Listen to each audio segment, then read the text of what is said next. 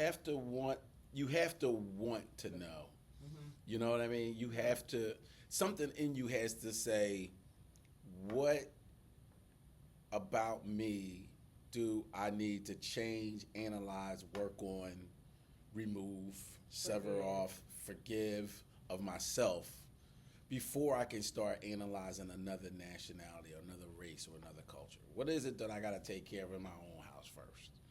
And then I think of what you said, like the media stuff. Who owns the media, right? It's white America. No, no, no. Right. So then it behooves you to share those stories of George Floyd because that's what increases your ratings. That's what increases your ratings. I mean, I guess we have. And there are like good black people, like that black woman that brought up Berkshire Hathaway.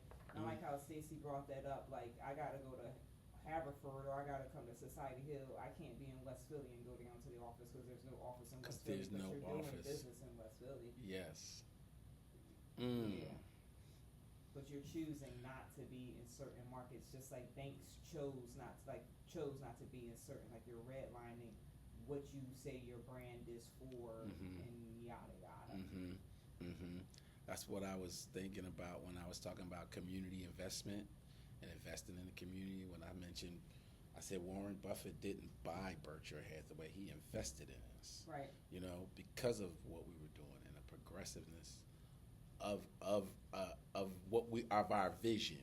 You know, and not just for education of other people, but we're doing the most. And I hate that, like, oh, you gotta work 10 times harder. I don't want to work 10 times harder to get the same thing. But then you go to like the color lines and how white people were able to buy property, so then they were able to invest before black people were able to buy property. So you started off with more money, but not to say that there's not successful black people. How you brought up the person that paid off the student loans at the HBCU.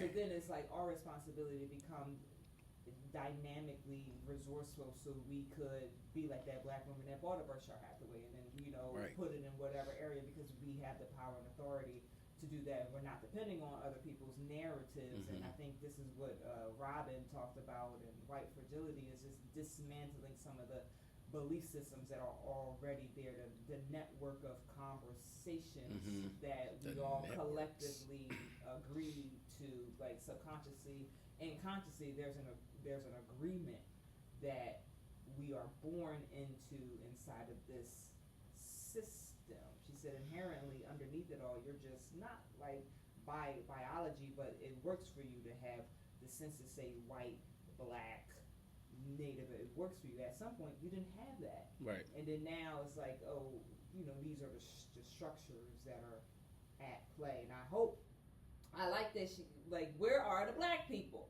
They at Society Hill. Why is it 3 of us there? Because we're only the ones that's here. To me, like in this office, and why is that so? Are the black people saying, and for what reason? Who is showing up? Like, who are the faces that are here? Does anyone notice? Is our manager noticing, and what are you doing about it? Like, waiting to die, or are you taking action? Well, I find it interesting, the black people that aren't here. And at some point, responsibility, right? On us? On them, right? Because, I mean, especially in the current climate that we're in, this is a very important topic. Why miss an opportunity, you know what I mean, to capitalize, inform, educate, learn, bond and meld with the descendants of the oppressors? Why not take that opportunity? What is it, what fear within you have you not resolved to make you say this is important enough for me to be at? I think the basis of it is separate but equal, the conversation of being separate. And then at the root is like, oh, we haven't heard that in a minute. It's like that we're all together. There's no separation between us. We're all one mind, having different unique experiences, but we think that we're separate from one another, which is not the truth. And I feel like some people know that, some people know that, but then we act like we're separate. Right. And that's where the disempowering conversations happen. So now, again, it comes back to us, what we do, what we can do, what our responsibility is. I mean, where's the line? I can't change other people. All I can do is change myself. Right. And how can I take extreme responsibility to shift whatever conversations? And I think that's taking responsibility of the belief systems. I have to work 10 times harder. I want to believe that it comes easy to me. And Shazam. Yes. Shazam. And it's like we read all this stuff, and if I'm in control of everything and there's no one else out there, and this is my dream, you know what dream I'm talking about. Right. Then if I'm creating this, did I create the oppressors that are seemingly outside of me? I don't know if it's a yes or a no. I don't know question. if it's a yes or no question, but it's interesting because now I start to look at them like saboteurs. And then the saboteurs is like, there's no one else out there. If you created book club, you created me to be here at book club. You didn't look at me as a saboteur. Nelson Mandela is like at the root forgiveness. Mm-hmm. And then at the root of most religions is love. How to get back to love, not just your brothers, how we took an oath, we love them, but we don't love, white America. But you're supposed to be we're all one, not just Buddhism. They act like we one, that's their root conversation. How can I act like these white people are different than me? Is it me to make them? Am I making them saboteurs, and they're showing up as saboteurs in my dream world? I think how we perceive them is the saboteur. I mean, at the end of the day, people are going to be who they are, right? Yeah. They're going to be who they are. They're going to feel how they feel for whatever reason they feel, however they feel. I don't think it's our responsibility to impress upon them the importance of changing who they are, but expecting who they are to show up. And then in that, they have to identify, realize, and be responsible for whoever shows up on their end. So our job is not to place the stigma of racism on every action that they do. This is so crazy, this conversation to me right now, because in this office right now, there was an interesting conversation that took place over a year ago. And it was about Indigenous Peoples Day. And I remember this conversation. I remember it happened like yesterday. Were you there in the room when we kept saying so powerfully about it, and it was like Indigenous people compared to Christopher Columbus. Yeah. Yes, that conversation still affected me because I was like, how can you not recognize that it's Indigenous Peoples Day? But the opponent on the other side was valuing her history. Mm-hmm. How can you take that away from her? So the theme that I think that we've been in since November is systems. Mm-hmm. Is there our operating system? Okay. You're coming up against their operating system. So I can fault you. I could be like, how can you not shift? But your system hasn't been updated to accept it's Indigenous Peoples Day. And what am I going to do about your system if you're choosing not to update your platform? You're right. E-myth, he goes into the myth is a fable, a story that you continue to tell yourself. And we all operate inside of our own personal stories. Mm-hmm. I, I'm just like, we're just battling against the system of racial oppression. It works for some so they can feel, I think the point of it, so you can feel power over somebody else because you may not feel powerful. yeah. At the root of your operating system for whatever reason, Machiavelli, you're always at war.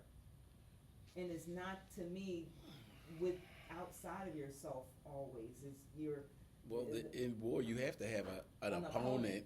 But I think you create the opponent a little bit. Yes, I don't know, you do. I'm like convoluting some of the things that we're learning. Like, how do you take extreme responsibility? Is all of this?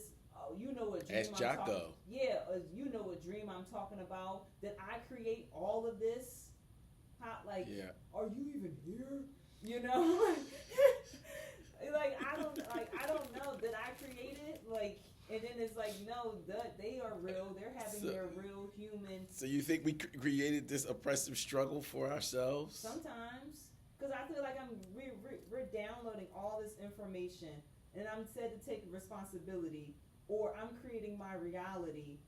Like, did I create this oppression to feel guilty about something? Guilty isn't in the body; it's in the mind. Like, I don't know. It's just like, am I doing all of this to myself?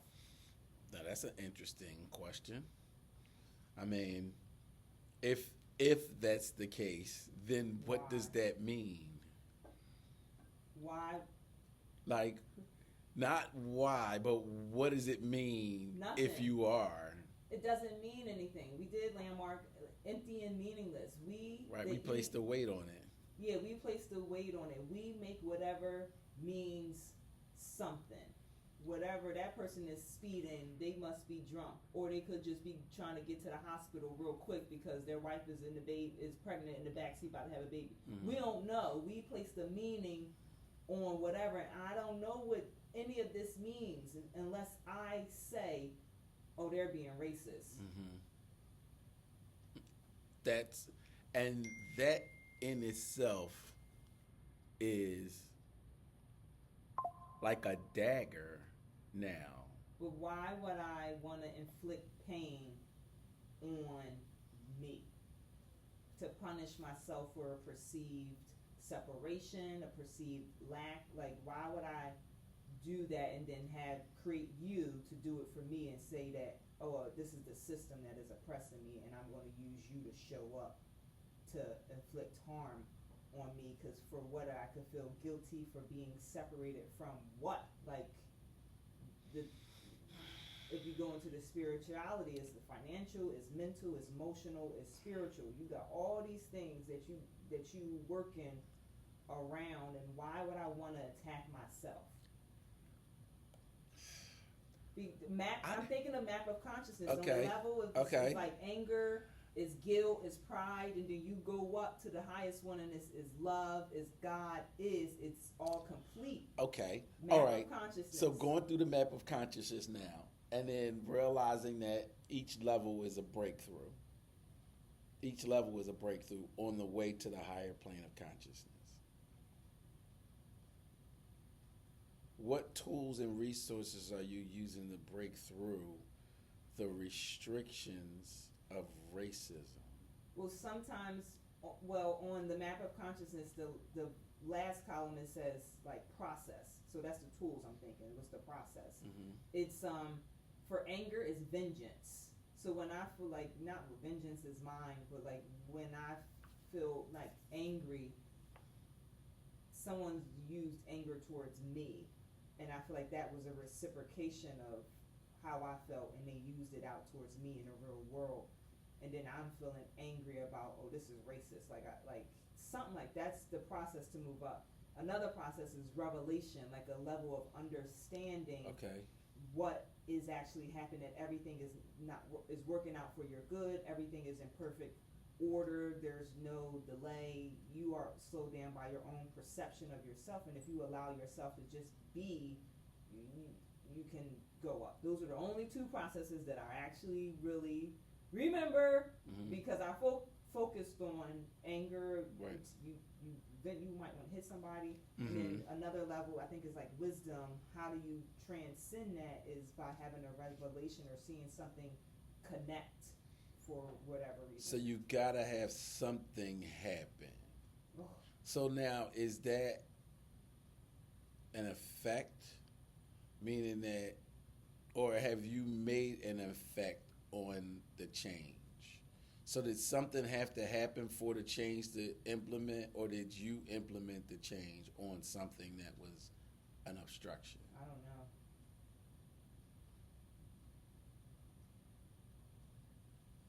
It's like, I feel like I'm almost at like the point, is that question, did the egg come before the chicken? Yes. Yes. Because who is causing? I think, but that book by not John Johnson, I think he was like Michael Jackson. If I better get up at 2 a.m. because if I don't get this, then it's going to download the Prince. Right. And Prince is going to have a hit. He's going to have a hit. I need to take action on this thought right now. But he received the thought. He received the thought. He didn't cause it. He let it come through. The silver method is to get your body to become to receive the client. So I don't know who caused that. I can't say that I caused it. I didn't create me. My parents didn't create themselves, and that's just my belief system. Okay. I don't know. It's like the egg before the chicken. I don't know who caused what. So now turn that same questioning and analysis then on racism as a system. So now, reviewing racism as a system and realizing the effect that racism have on us. Are we fighting the system? Yeah, true. The art of war is a principality. It's a principality that hovers over, that's embedded in like your nervous system. You see a cop, you might want to slow down. Stacey has embedded a system.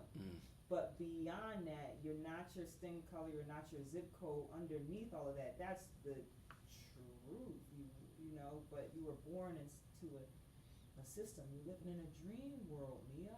Yeah, how come my eyes hurt? Because I never used them. How do we get all this stuff? And I'm trying to understand it, and I'm like, what? Right. So that goes back to, I like the term that she used, allyship, moving beyond a performance of allyship. So she said the book warns against performing allyship, engaging in racial discussions for self-validation rather than actual change. And I think that, and somebody that was on the thing, I told you about this when he offered me a listing, but the listing was in like North Philly. He don't want to go there. A white man don't want to go there. So you going to send this black woman? I don't want to go there either. And you're going to say that I'm an ally because I gave you a fucking listing that I didn't really want. That's right. Come on, ally. And then you go to the next minority woman, not beneath me, but you go to the next minority woman, like, to offer it to you. You ain't offering what you think to be an equal. You think you're offering it to someone that you consider lower than you. You going to send me to the battleground. I don't want to go there. You ain't giving me half a listing on $1 million listing, ally. True.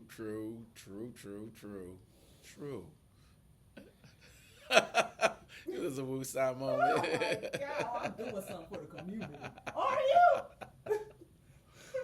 But that's where I think the conversation needs to change. Like, I really think we need to rethink that from the perfect example that maybe we should be working to collaborate with them on $1 million listing versus waiting for them to give us a seat at the table. Let's create the table. And we have done it here.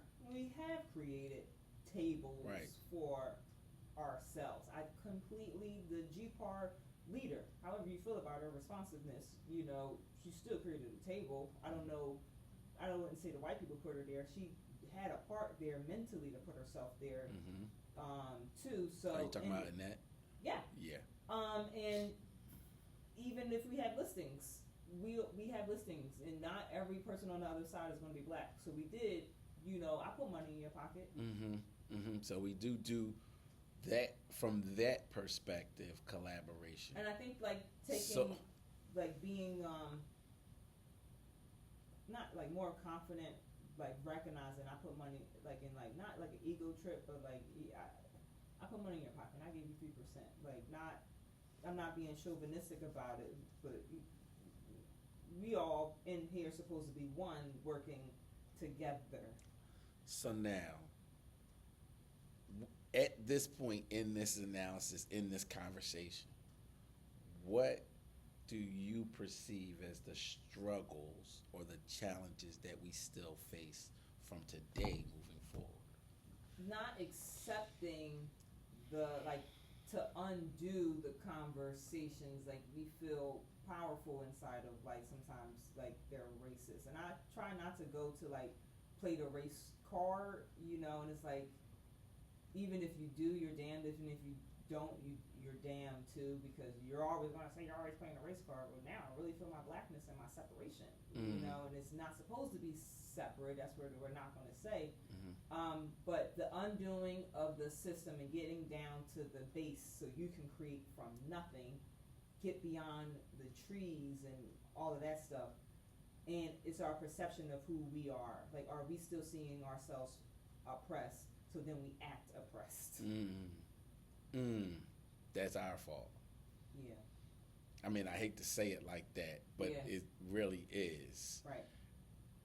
Which and it's not just like it's our mentality, and then it's the media sometimes that's like supporting. It's like a self-fulfilling prophecy. Yes. So then it's our responsibility to see something in a different way. Like the ears don't hear, they're translating. And sometimes I say what is said and what is heard are not always the same thing, because the ear translate to fit whatever system or conversation that you know to be true inside of your own being or whatever. And then the eyes reproduce. They don't see, like you from the back, like you see myself as this big person. So I gotta see it first. You gotta see the money in your bank account first for your eyes to reproduce it inside of the world. So I think it's totally us. Like we are oppressing ourselves because we believe our belief system is rooted in this oppression conversation. But every black person is not in that conversation. Right. Like every black person is not there. This is the thing that this is the point where the book kind of just threw me, because I stopped analyzing white fragility and started analyzing black fragility. Yeah. And where I was fragile on a conversation of race. What stumbling blocks and minefields that I created and placed all over the place and said, "Oh, don't step here. Oh, don't step there," because I didn't want to make it uncomfortable. You know what I mean? So now I created all these minefields for myself to dodge, and I've created this web of complications to create a story that I can't have this conversation because there's too many things going on. Do you know what I mean? It really made me stop looking at them and just look at me, and then just have the conversations with myself about why I'm so touchy, why I already have a perception, why I have a bag of racism that I'm carrying around with me, and I'm waiting to either bring out some racist weapon and say, that's racism, or that's racism. Like I used to sit and watch the news and be like this, waiting to hear something racist come on the news, because like I knew it was going to be something. I have to stop. I have to take that away. I have to disarm that. I have to drop that bag, let it go, and create the vision of the future that I see, that I want. because I have the ability to. So now instead of looking at the world through racist eyes, I can look at the world anew now and say, okay, what do you want it to be? What do you want it to be? How do you want it to be? How do you want to interact with people? How do you want people to interact with you? Create that vision. The Dave Chappelle, you in my dream. You know what I mean? You're in my dream. So I'm like, okay, I'm gonna make a nice dream then. You know what I mean? So what does it look like? What does it look like from my business perspective now? You know, can I can have conversations that I never thought I could have before. I could be in rooms that I never thought I could be in before. I could create ideas and plans and events and be a part of and participate in ways that I never thought I could before because of one of those landmines, that would stop me. Now they're gone. I go back to Critical Path Manifesto, create the path, and now just follow it through. I've cleared the trees and all the brushes and the whispers and the innuendos and oh my God, she touched me. I had to let that bag go and say, oh, okay. Maybe she don't like touching her husband. Maybe I'm a nicer choice. I don't know. I look good. I smell good. Cool. I got it. I touch me too. And just change everything about it, because we have that ability to. Sadly, some of our relatives don't have that. They're trapped. They're imprisoned at levels that escape may not be possible for them. But I can't be trapped with them. We've overcome. It's not we shall. We're not waiting for it. And we're not asking for it. We create it now. It's a whole different environment now. So, we talked about, the book, D'Angelo talked about the roles of education in continuous growth. She stresses the unlearning of racism as a lifelong process requiring education and engagement, encouraging participants in diversity training, reading beyond white fragility, and having honest and open conversation. Calls for institutions, for schools and workplaces and media to take active roles in dismantling racial bias. So what can our company do?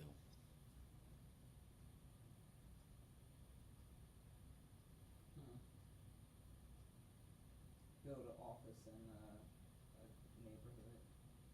In West, like a micro office, Yeah. like the one at 25th Street, and then build it in West? They built one in Chester.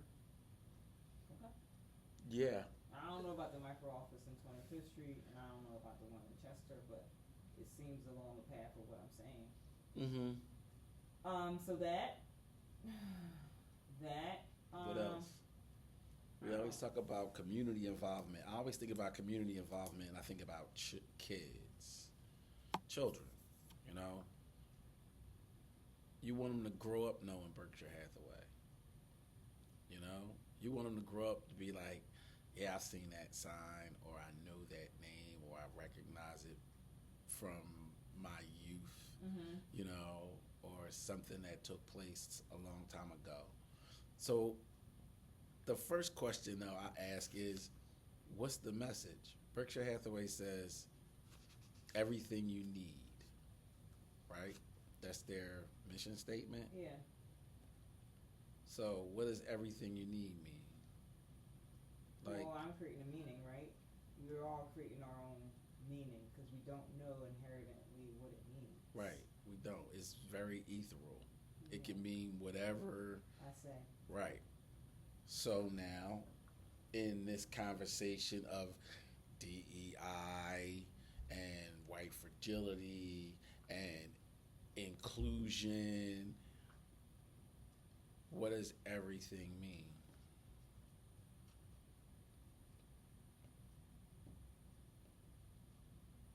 Words that are coming to my mind is not just the kingdom. I'm thinking togetherness. I think a lot of this conversation is not just love and forgiveness. Those are the words that are coming to my head. Those are like kind of like my theme words, but with everything I need. So some people might have been through a bankruptcy and they need to forgive that part of themselves and love them part of themselves to believe that they can buy a house again. So that's what they might need. Everything you need could be resources and education to say, oh, we got a credit repair department. We can help you get back to where you need to be. You might need that and you didn't know that was a need. How having space and hosting grant educational training programs, holding training classes for financial literacy, just to show people how to put money together, how to utilize money, showing them about credit and how credit works. A youth day where you're able to provide services for kids like the moon bounce and pretzels or hot dogs, but while also providing the parents with valuable information on home ownership. They're gonna say like that's nice too, and they're gonna say like sunshine kids, like we do stuff with them, and then we do the backpack stuff in August, but we're not necessarily interacting with. We're not interacting though. It's just here, right, here you go. Here's something because I was thinking about you, but that's not interactive. Like we know we need interaction. I'm not buying a house from a guy who mailed me a card about, hey, you want to sell your house. I'm selling a house with somebody that took the time to sit down with me, have a conversation, explain the process to me, and then walk me through the process. I'm not using the guy whose flyer just came in the mail and say, oh, he's the great guy to use because I see his flyers all over the place. Some people, it is totally a percentage of people that will and a percentage of people that won't. Our people, I don't see our people completely working. They have to have some connection. They have to. A friend referred them, or you sold the next door neighbor's house, or they saw you in the supermarket on the shopping cart, right. and their friend said, "Oh, I know him." Something said, "Let me use this person to help me through this process because it lowers my trust. It lowers the veil of fear." And I'm able to establish the trust relationship with them. I like that. Lowers the veil of fear and able to create a trustful relationship. The trust relationship is the thing that we use to guide clients through the process in the first place. I mean, you've had clients where you couldn't get them to the settlement table by hook or crook. You had to shoot them to get them to the settlement table. And then you've got other clients that will follow you to the ends of the earth and be like, hey, where are we going? What are we doing? How are we doing this? I'm with you. Go get a check for $20,000. Okay. Here's a check for $20,000. Where do you want me to meet you? Meet me at 530 Walnut Street at 3 o'clock on Wednesday. We're going to have some. Okay, I'm there. No question, no argument. They come to the table. They got everything that you asked them to bring. They're prepared. They're ready to close because Javada said. Those are the easiest people to deal with. That's who we look to work with. And for me, it's established through a sit-down conversation. Not just because I sent them something in the mail and they saw my picture on this pretty flyer or they saw me up on a banner or a billboard. Our community appreciate this. Yeah, that's why we're here. Right. They appreciate to sit down, explain, talk to me like I'm a human. Don't try to rob me. I've been screwed around enough. Communications, information. Because the basis of it, what we're talking about is trust now. Yes. Trust to be guided, because people had to trust Harriet Tubman, and she was like, "Fuck." She had to trust them. Yeah. She had to trust them too. Yeah. Truly. And you had to trust Martin too to follow him and do all that stuff. But then it brings me back to 48 Laws of Power, like make yourself be like a faith leader sometime, like a religious belief. And like Martin, it worked for him, you know. Yeah. I don't know about Harriet, she had power. She had power. But I don't know. I'm trying to like attach it to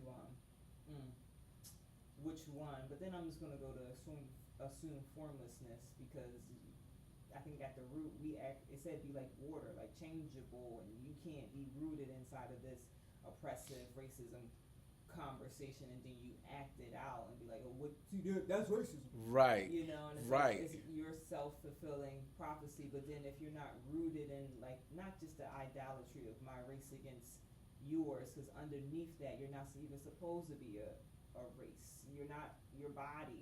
You're your thoughts, your mind, and whatever. And then it comes out, but you were born. I knew you before you were born. Right. I knew you before you were born. You wasn't. I didn't make you this black man. You know, now come out. Now I'm this black man and black power. You know, we got power, but you supposed to be the spirit behind the thing. Now I'm just the body. So investing in education and training. We're doing that. Because that's where we are. We do that. We read so many books. Every time, every year, I not know we gotta work 10 times as harder.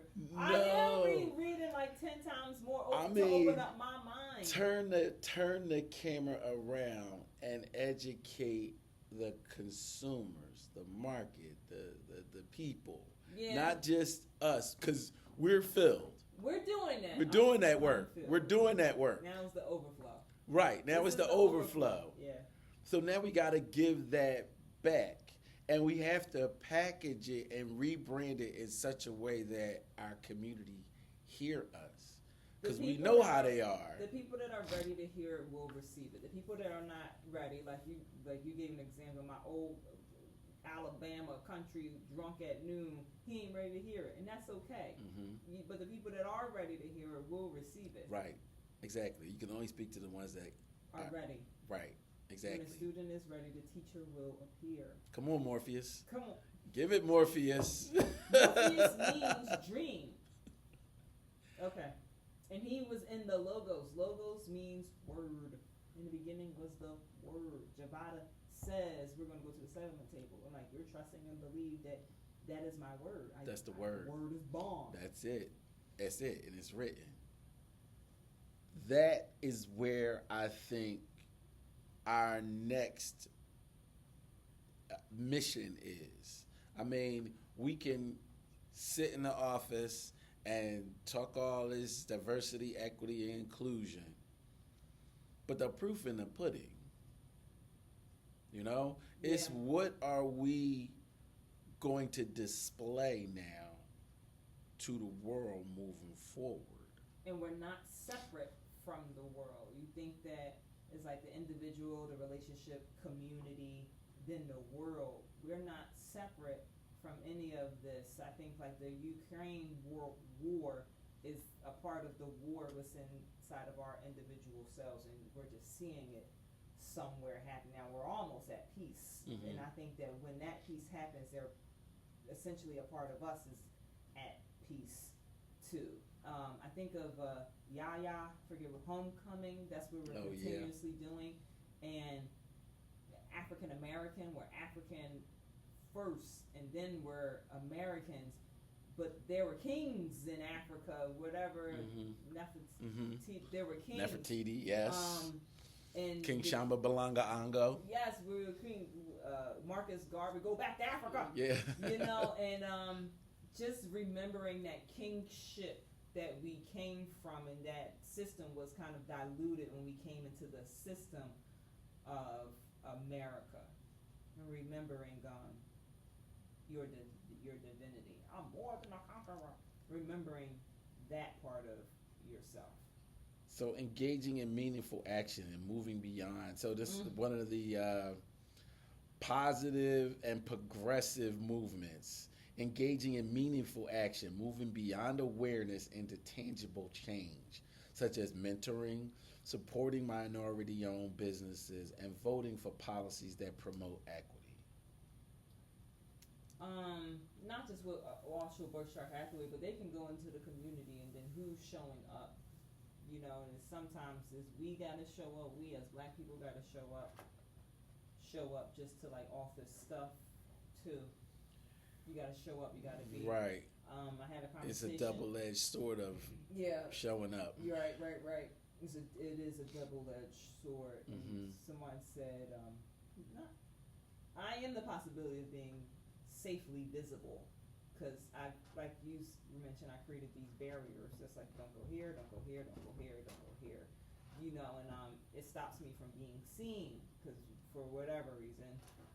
But inside of your question beforehand, what does Berkshire Hathaway do? They can create the event, but you got to show up to create the event, and some of us choose to not show up. True. What did you say? Some people ain't ready to be unlocked. Yeah. Right. I think in that, I think we also have an ability to be present representing Berkshire Hathaway at events that they might not even be aware of. Local sporting events and supporting because you carry football who events. You are wherever you are. You might not be physically on that bulletin board when they walk in and get the cart, but you can talk to somebody at the lemon counter and then share that you're at Berkshire Hathaway. That is right. You're always a Berkshire Hathaway. Right. You're always a black man in America. You know, you are always that wherever you are. Right. So now the onus just isn't up on the office now to do something. Responsibility.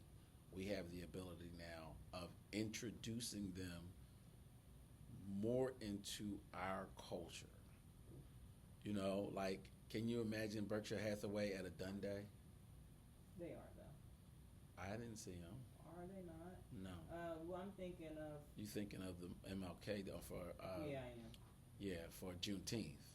Yeah, I am. Which is great. Yeah, but black people do the stands. Yes. That's not, like... Right. That's not all-inclusive, but... then it is inclusive, but then their... white people's disempowering conversation is, oh, that's a black thing, and I'm not included, or I don't belong there. You know who I'm surprised isn't there? Who? Can I say names? Yeah. Kevin. Who? Nearman. Oh, because he's in the community? He lives... in West Philly. Right. Right. Because he might feel like he don't belong. Right. Right. He should be there, though. Because he's in the community. Because he's in the community. Yeah. Right. And not every black person wants to work with a black person, and that's okay. And that's okay. Yeah. That's okay. But now it's showing our DEI initiatives in effect. Yeah, but he has to want to dismantle those conversations. So you know what's interesting? Yeah. With that, yeah. I don't know if he knows that he can come. Like, I think he thinks he needs to be invited. Like, some things we tend to think are just for us. And if you wasn't invited to the backyard barbecue, don't show up. Like the N-word is kind of just for us. Right. We can't even have that. Right. It's not even ours no more. So some people are like, oh, I know it's going on, but I think that's for them. But that's not for us. It goes back to, like, sometimes Berkshire Hathaway is seen like, oh, it's for them and not for us. And it brings back to the conversation of separation. You think that you're separate from something based upon the pigment of color that you got born into, which is a system, is a conversation. Now, sometimes you might need to be invited to the backyard cookout. Somebody might just have to grab you and say, come on. Yeah, and like, I think black people are very welcoming. Not more than white people, but we are very loving and inclusive. Yes, we are. More than white people. Yes, we are. So, excuse my face because of, like, ugh. So, I posted about the chubby chicks on my Facebook page. Yeah. And somebody from the office responded. A non-black person responded. Okay. So I said, when I got there, I couldn't get food. So I left, but I told him I would come back. So I plan on going back. Who was it? this week. Mm-hmm. So I think I'm going to invite the person, Who was it? Kelly. Seaman? Mm-hmm. Oh, cute. What is Chubby Girls? It's like a It's Chubby Chicks. It's a food place? yeah, it's a restaurant on 11th and Walnut, Uh-huh. and they've been. There was a news report of some troubles that they were having being new in the neighborhood. So the rally Black-owned is. or something? So the rally is to support. Uh-huh. So they've been getting flooded with support, so much so that they've been running out of food. Good for them. I'm happy about it. But then I'm not like happy about the conversation. Like I gotta be oppressed to get flooded with business. That's, Right. That's why now people are supporting me because they say now I gotta prove that no, we want you here. Yes. Okay. But So I'm there's happy two. that the So there's basis of two. it There's is- two schools here in my mind, because in other nationalities they just do it. Hey, Jim Jones opening up a dry cleaner. Brian's son is opening up a dry cleaners. We're going to support Brian's son and Brian's son's family. Brian and Stacy and Latasha are all, doing a DEI. all the sons, yes. You gotta show up. We got to show up. It's adding to the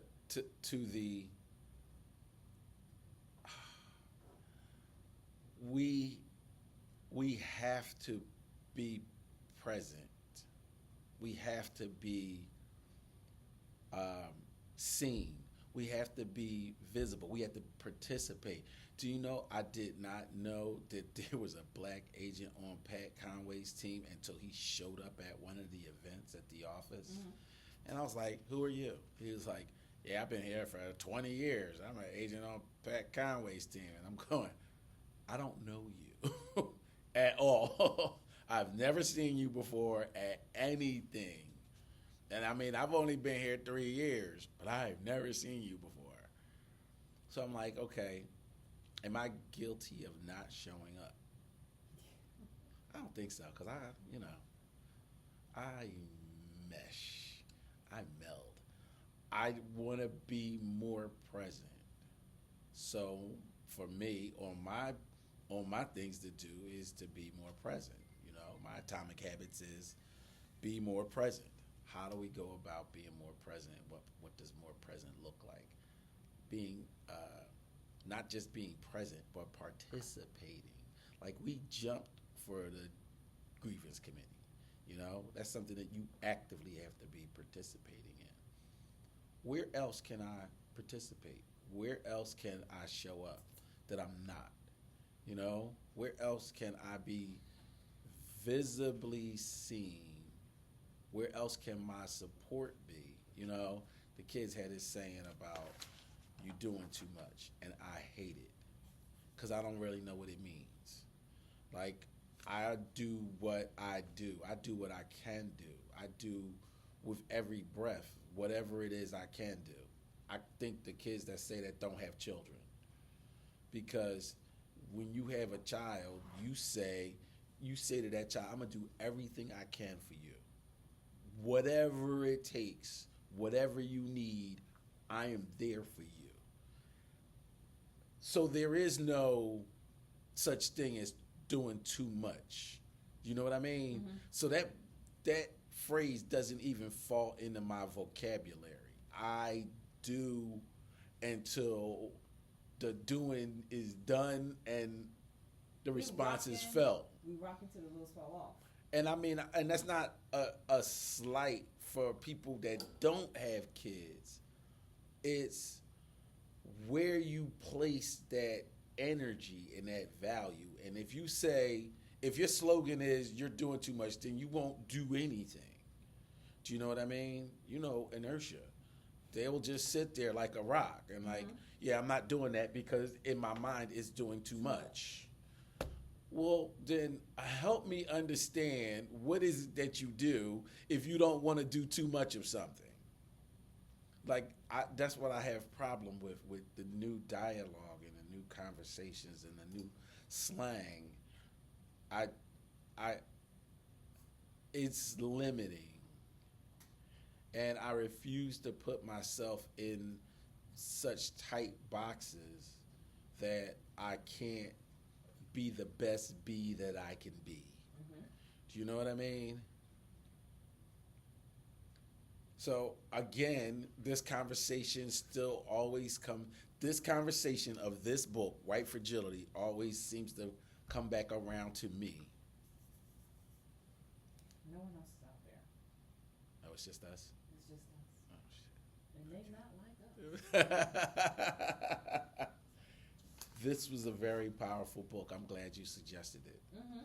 I had it in my shelf and I hadn't finished reading it. But the So, company suggested it before me. That I found very interesting also. Mm-hmm. Not surprising, but I'm glad that they did. Yeah. You know what I mean? Yeah. So I think this was a good read and it made for a good discussion. And they're calling me for the next meeting. Nice. If they won't stop. My daughter's coming down.